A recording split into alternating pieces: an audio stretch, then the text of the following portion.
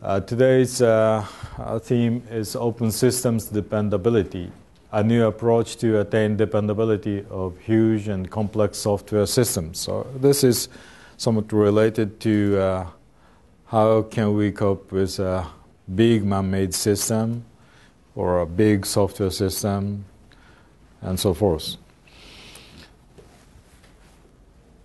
And the background is like this. We have strong demands for the dependability of huge and complex software systems, which includes black box software such as legacy codes and off-the-shelf components, and also which are connected to networks that may cause security and integrity problems.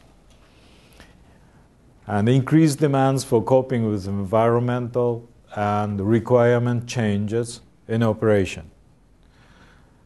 And the functions, user interfaces, performance, etc. are changing. And networks and servers and services on the network is always changing. And for example, maybe in Japan it's very easy to explain this situation like a pass card, IC pass card. It started with JR, but then we can use the same card for private train companies, and then buses, and also a convenience store like 7-Eleven or so forth. And so first it is just for a pass card, and then it moves to the various applications, and you cannot stop operation anytime. So that is one very simple example, but a similar thing is also air traffic control or intelligent traffic control and so forth. So those functions, regardless of you are aware of or not, I mean, most of the big software has those characteristics. And on top of that, of course, a continuous operation, but on top of that, of course, consciousness of performance over cost per lifetime cost is very, very important. And also very much important is increased accountability to services or systems providers. So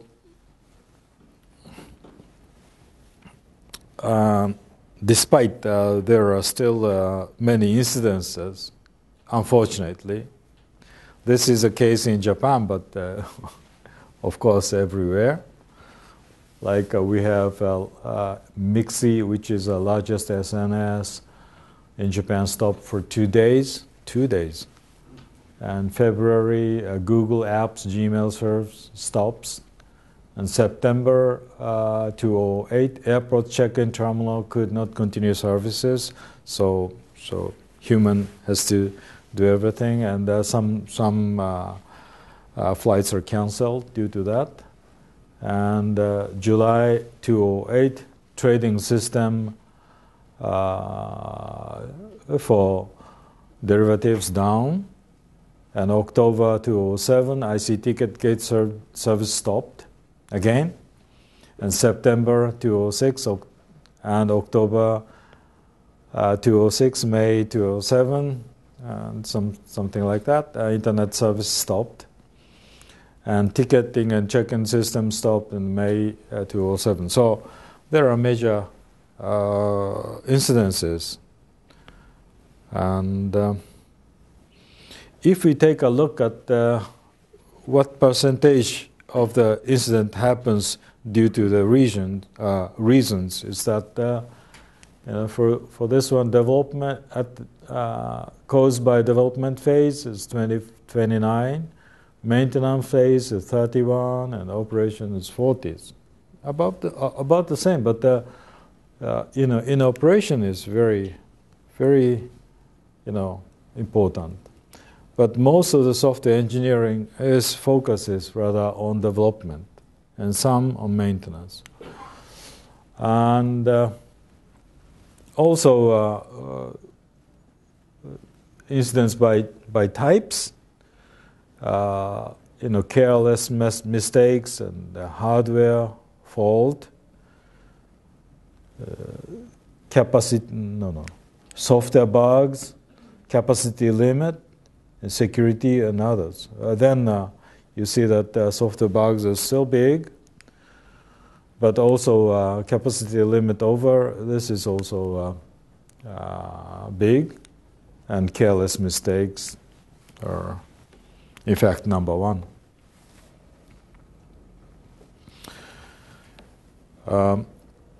Looking back at software engineering, history of software engineering, we started, Dijkstra proposed structured programming in 1972, and then it moves to project management in 1980, early 1980s, and object-oriented analysis and design. There are many things, Booches and the Rambos and Jacobsons, UML and UML 2.0 and so forth. And then moves to software processes and goes to ultra-large scale systems, which is a big project in Software Engineering Institute, SEI. Also Systems of Systems, which is a preceding one for ultra-large scale system at the same institute from 2004. And object-oriented analysis design is, of course, coming from object-oriented programming, like a similar Smalltalk, Java type of things. A little bit independent from those stuffs, but we started the notion of open source software in 1997 and so forth. So we have been doing a lot of effort in minimize damage in the case of incidents. And we take a look at the notion of dependability.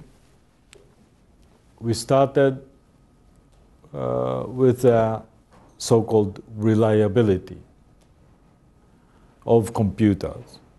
It's early 60s. And then in 60s again, race and races, since online system appears.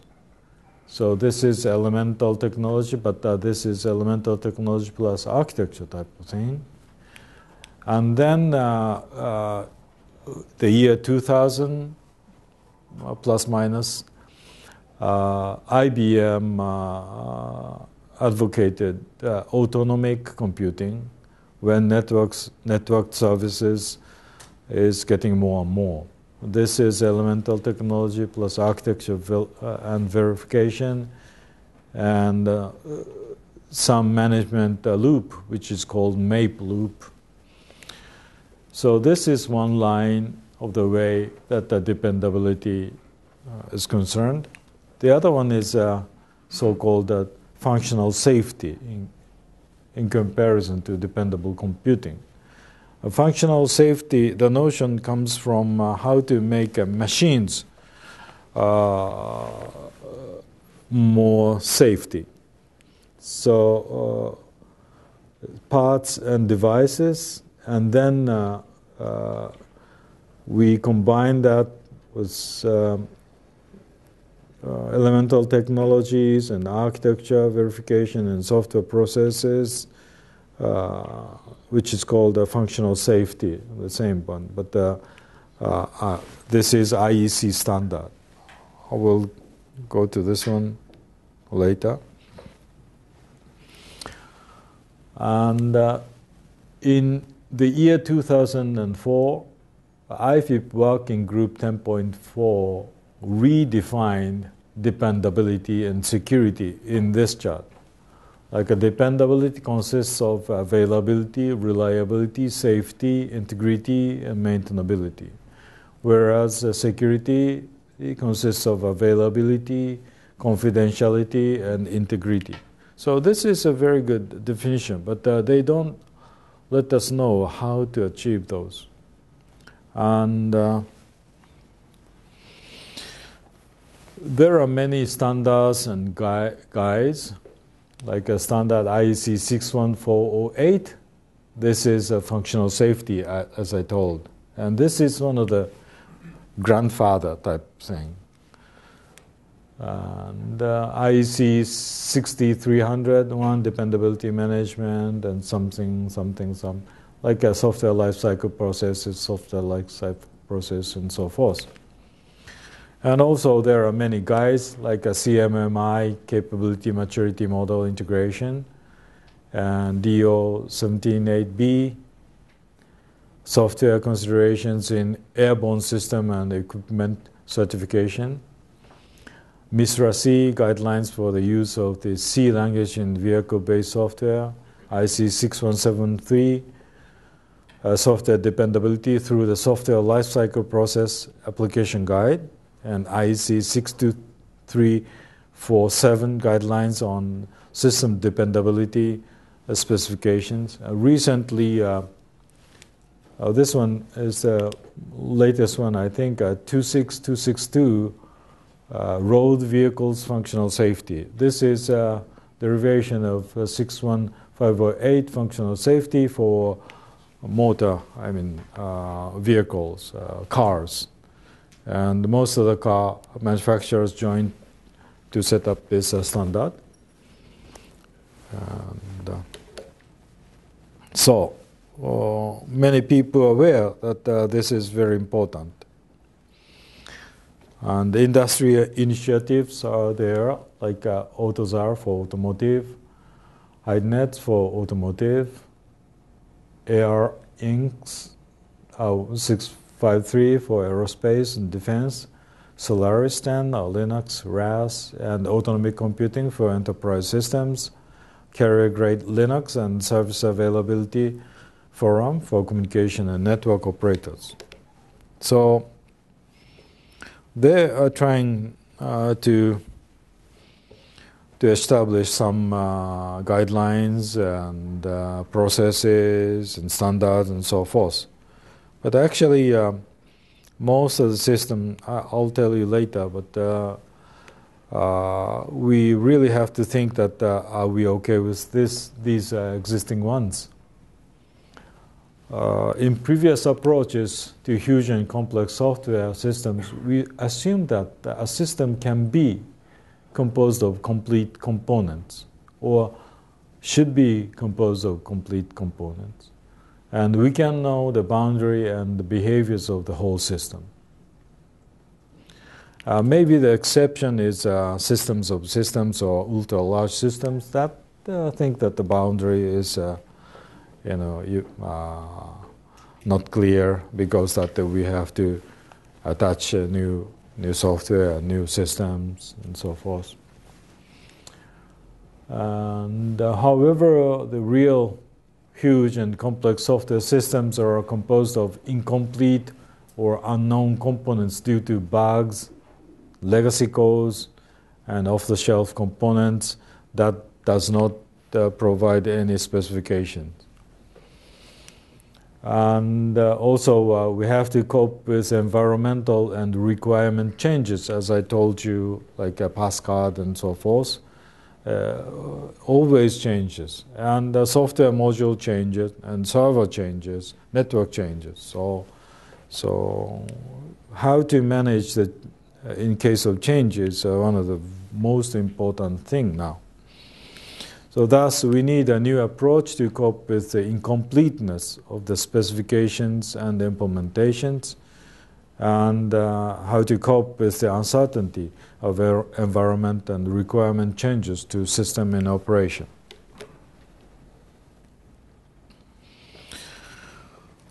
Our new approach is to cope with ever-changing systems, the boundary changes, function changes, structure changes, and interface changes. And that is, we need a new approach to open system than closed systems. So this is the same as yesterday's presentation, like closed system versus open system. I just rephrase it touch upon that again. A closed system has a boundary, a well-defined input and output, and it can be consist of subsystems, and the functions and relations and structure of the subsystem is fixed, whereas open system, it's very difficult to define the boundary due to networks and the change of the environment. And subsystem, it consists of subsystems, but the numbers and functions and interactions and structures can be changed.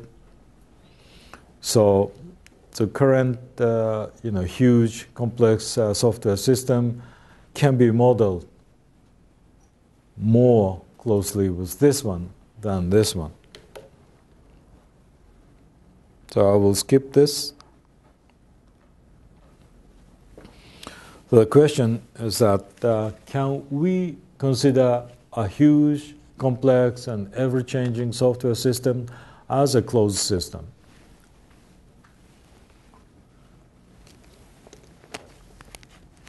The answer can be yes. But if we can assume a system does not change for a certain period of time, and the life cycle of the system can be accumulation of these periods of time. So simple software, yes. But however, if we need a system continues to give services while being modified, and possibly even in the case of incidences, it is extremely difficult to separate the phase that the system is in normal operation, the system is being fixed for incidents, and the system is being modified for new requirements and the environment changes.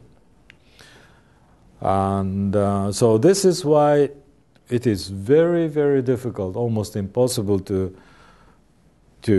envisage the huge software system as a closed system, but rather, open system. So a huge, complex, and ever-changing software systems is an open system.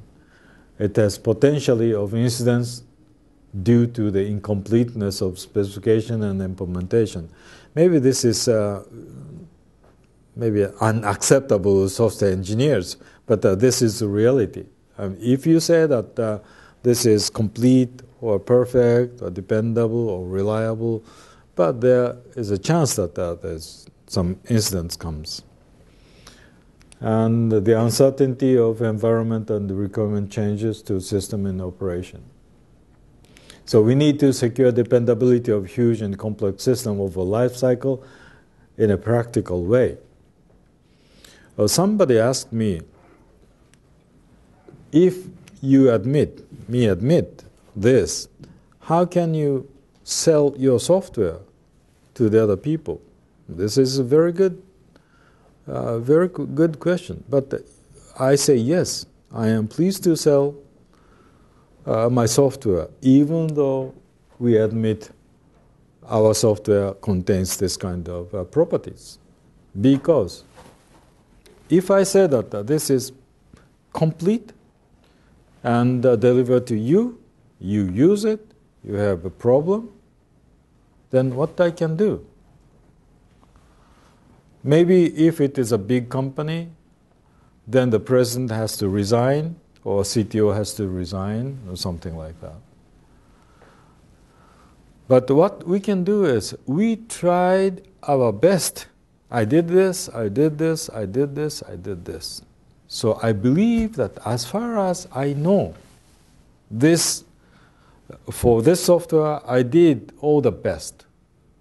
But there might be some unknown factors. So if you think or expect some other factors, please let me know. Then I will check whether my software can be okay for that kind of thing or not. So we need a very deep discussion between users or who uses my software and me, a vendor. So by doing this,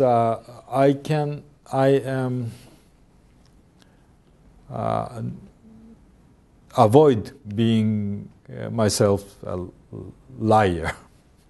So I did my best, and you admit that so you know that I did my best. Then we'll try our best to improve our software together. So this is the Open Systems Dependability definition. Functions, structures, and boundaries of a huge and complex software system change over time. Hence, incompleteness and uncertainty are inherent to such a system, which may result in failures in the future. Open system dependability is the ability to continuously prevent the said factors from causing failure. 2, to take appropriate and quick action when failures occur to minimize damage. 3, to safely and continuously provide the services expected by users as much as possible, and to maintain accountability for the system operations and processes. So this actually, accountability is more important than saying this is perfect or something. So I can provide you full accountability even in case of incidences. So this is our approach. Then how to achieve open systems dependability? Can it be achieved by elemental technologies only, or architecture only, or process and management only? No. We need, 3 of them. Of course, elemental technology like memory management or all that kind of thing is very important. Monitoring the system, logging and rollback, everything is very important. But the system architecture is very important. Otherwise, we cannot utilize these elemental technologies. But more than elemental technology and systems architecture, maybe the most important thing is the process and management. And system architecture should support process and management, and elemental technology should support the systems architecture.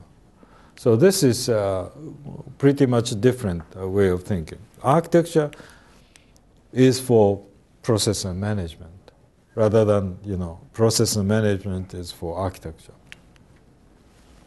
And we do a PDCA cycle over that. So I am going to define what DOS process. DOS process is our process.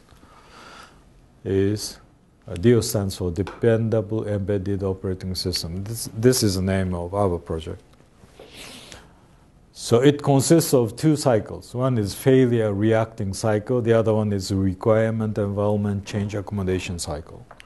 So this is in case of incidents.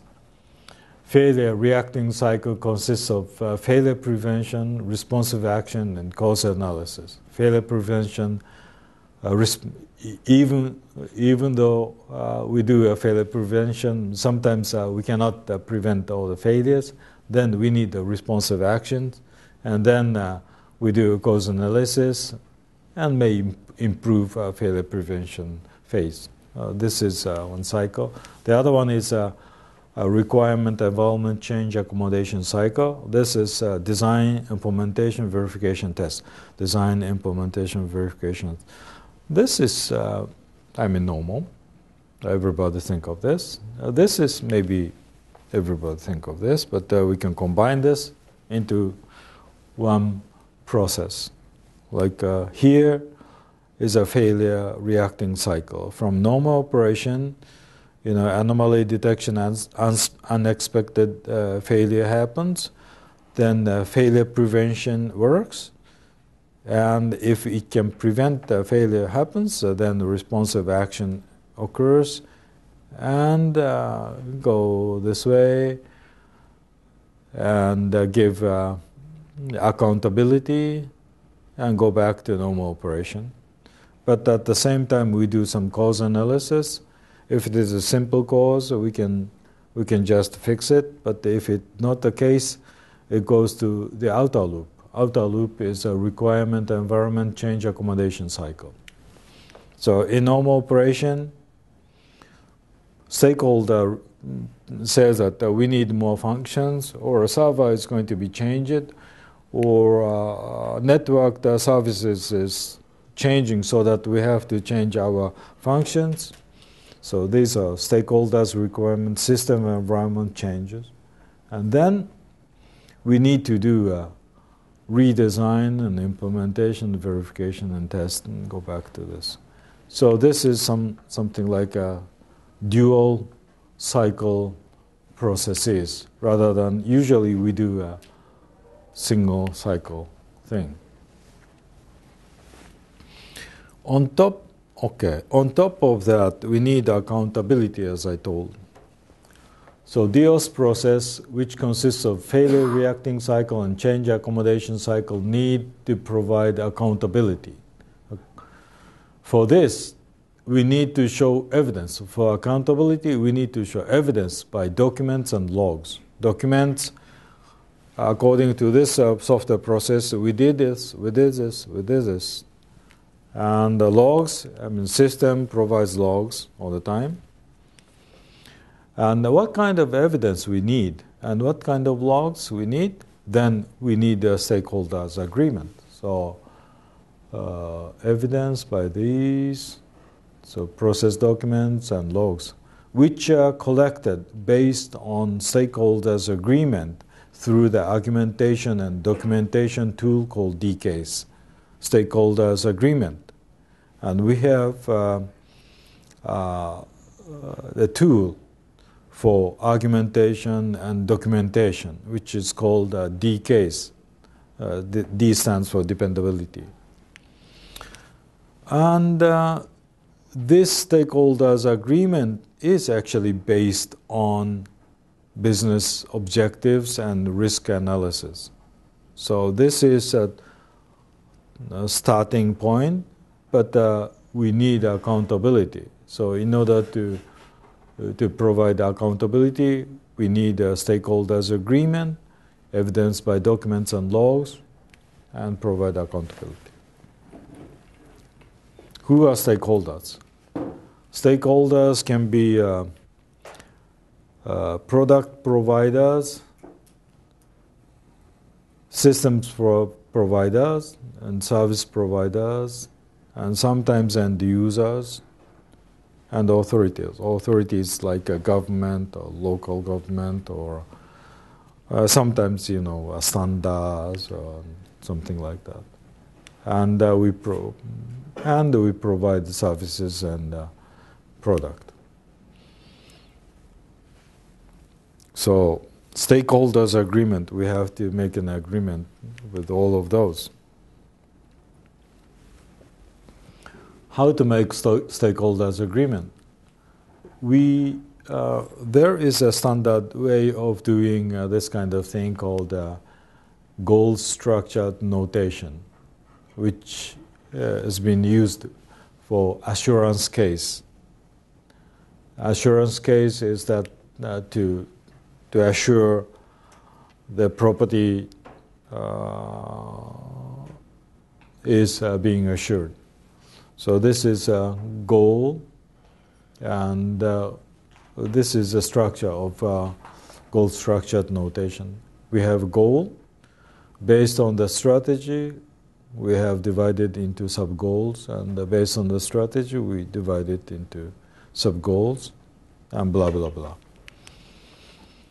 And so this is actually, one goal is supported by some sub-parts,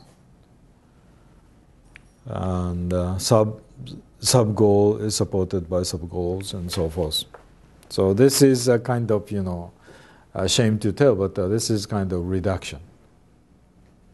But maybe we can do overlapping, or as far as this is DAG, directed acyclic graph, it's okay. So this is a bit different from simple reductionist breakdowns. This is an example. So goal is the sustainability of services. Consider the DOS process. So DOS process has two cycles, like a requirement environment change accommodation cycle and failure reacting cycle. So whether the system provides this cycle and this cycle, yes or no, and consider the strategy of requirement environment change accommodation cycle. It is break down into a system change request based on stakeholders agreement, design, implementation, verification test, and achievement of accountability, and so forth. And failure reacting cycle is broken down based on consideration of the stage of failure reacting cycles, like failure prevention, responsive action, cause analysis, and achievement of accountability. So we have achievement accountability here and there.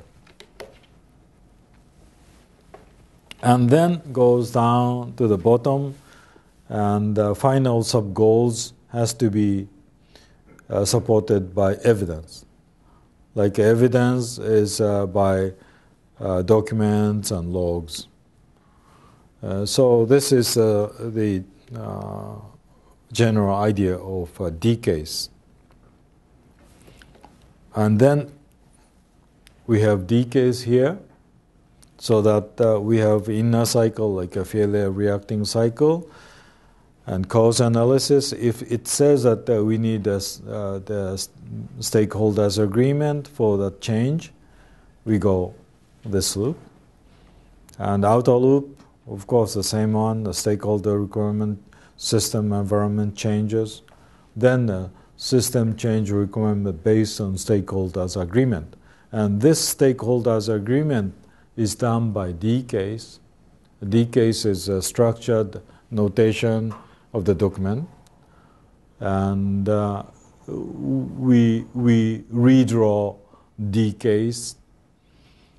And sometimes, we need to correspond between cause analysis and D case, and design implementation verification test has to be fed back to D case sometimes. So this is documentation of all the processes and necessary logs in here. And this is the architecture. D case is here, so document is here. And once again, I will repeat the same thing, starting with business objectives. So you have a business objective, and then you need the service continuity scenarios. So there are many, many scenarios. From that scenarios, we do a risk analysis. We'll take this risk, we don't take this risk, and minimize the amount of risks and something like that. And stakeholder discuss with this. And then they draw a D case structured documentation. So this is one line.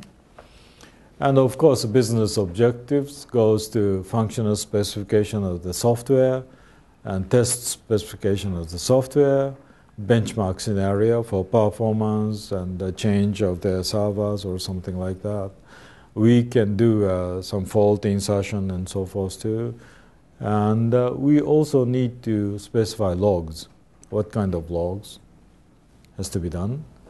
And those specification, of course, has to be described in D case, so that this dotted line is a request, but the real documentation is here, which is inside functional specification, test specification, benchmark scenario, a log spec, and D script, dependability script. This is a real-time, online script. I will come back to this one later. And also what kind of evidence is necessary, it is described in this one. So according to those specifications, we'll write a program through verification and benchmark. So we do a lot of benchmark tests. We provide a lot of tools for that. And the program becomes executable, so that this is an executable program. Okay, DOS architecture. Okay, this is a application program. But DOS architecture is here. Of course, everything is DOS architecture, but this is implemented part of DOS architecture by software, which is processor cores and dependable, we call it divisor. This is a kernel part. And we have D system monitor. This monitors all the software running on this.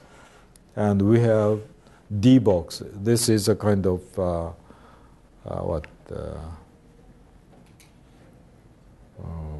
flight recorder. So this is all the log is put into this box, and it cannot rewrite. So this is D box.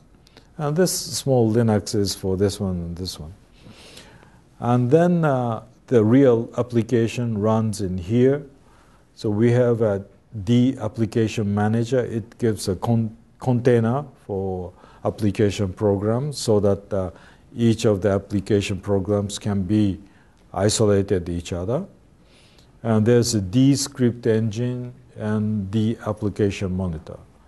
D application monitor monitors programs through application manager, and D script engine execute the logging according to D script. D script gives what kind of log has to be collected, and you can change D script according to D case agreement. So through this one, and this is actually written in script language and interpreted by the script engine. This is the total DOS architecture. This is really a big, huge system. But we have been doing this already for 1.5 years, and we still have 2.5, 3 years. So hope that we'll finish it. We do have a lot of elemental technologies. Usually university professors are looking at each of those. So this is very helpful, but only those elemental technology cannot support this whole processes. So I will tell you how we organize our project later, but that was one of my heaviest task. So elemental technologies, we do a lot of virtual machines, and this is mainly done by Tatsuo Nakajima's group, and Hide Tokuda helped a lot. And policy script and fault scenario, this is Kimio Kuramitsu is supporting a lot, and program verification. This is also done heavily based on model-based verification and type-based verification. We are trying to make this online or scenario-based program verification. Program test and benchmarking, and for correctness and performance test, and also we do a fault insertion test, and many others. And currently we are pushing our process to standards, based on which is based on the notion of open system dependability and detailed specification of the DELFS process. And we are active with ISO, ITC, JTC1, SC7, WC7, which is software and system engineering lifecycle management. and ISO IEC 15026 for assurance case, proposal of DKs to OMG industrial standards. And we are doing reasonably good. I mean, we have started last year, so this is still a one-year effort. But people listen to us, and we are starting a collaboration with them very much. So let me introduce what is DIOS project.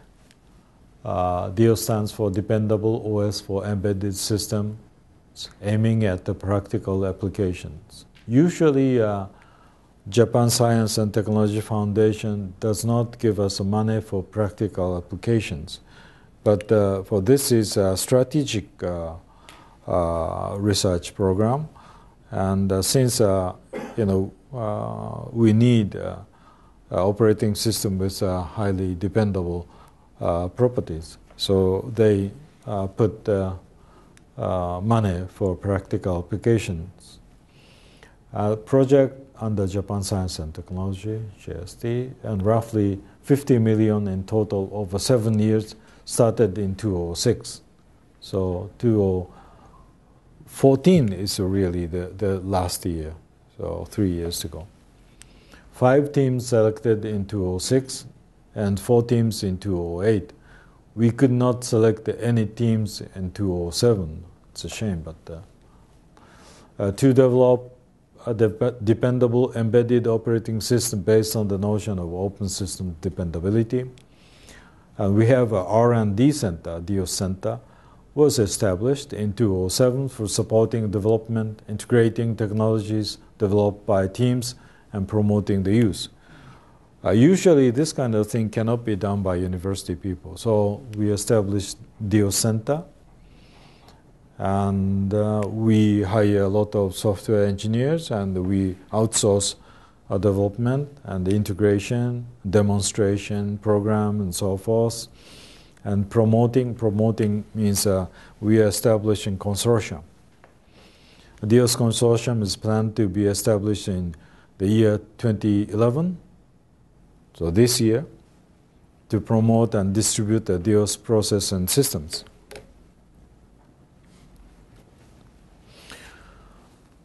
I'm here, and we have area management advisor, but also research promotion board, and we have a DIOS center here, and research team is here.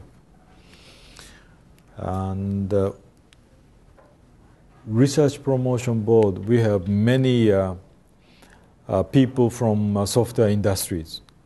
So they give us a lot of input, like their needs, requirements. And we are working with them. And those people are going to be the central member for the consortium. So we have, first thing we did is grab users. And for them, we work and let them use that and give a feedback, improve it, and setting up international standard, give it to many people. To do that, there are 5 teams selected in 2006 and 4 teams selected in 2008. But we organize a core team, sub-organized by sub-core teams. This is a selected member from all the people. So some of the people stay with only doing elemental technology like virtual machine, monitors, and program proof, and logic proof, and something like that. But we selected people from all the teams, usually young members from them, junior professor level, or sometimes postdoc, that's fine. And those people really thought about DIOS process and what's the dependability as a whole and so forth. So, and this works very nicely. So I'm pretty much happy, but to organize this one, a lot of effort has to be done. And consortium is going to be established. And DEOS Center is doing a systems architecture framework, reference system, management process, development environment, demonstration systems, maintenance, and so forth. So dirty work is being done by DEOS Center. And also public relations, information exchange, publication, advertisement, or result dissemination, so forth. And this is a project, and the final release has to be the fiscal year 2014, which is March 2014. So now three years from now. So we are now around here. And I don't need to go into detail. So this is a summary. A huge and complex and ever-changing system inherently has incident factors due to incompleteness and uncertainty. So we propose a new approach called Open Systems Dependability. Open System Dependability is achieved by the DEOS process supported by the architecture and elemental technologies. And development of the DEOS process and the OS will be released through DEOS Consortium starting this year, but the final, not final, but the real materialization will be done in 2014 or before 2014. Okay, thank you very much for listening to my presentation. Thank you.